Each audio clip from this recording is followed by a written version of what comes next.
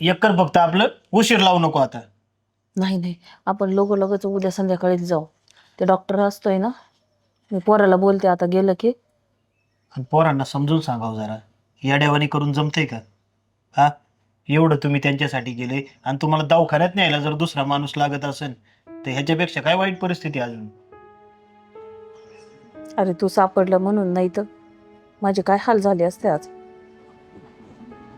बरं चल, आता ये ना, एक काम कर, घरी जा तू. काय यायचं घरी मग, गाठ भेट होईल सगळ्यांची, आखी आठवण काढत होती तुझी. बर, नाही आता मी आधी बोलून घेते आणि मग दवाखान्याचं झाल्यावरच येते घरी. बरं, बरी होऊनच मग आता. हम्म. घे चहा पिऊन घे, चल निघू.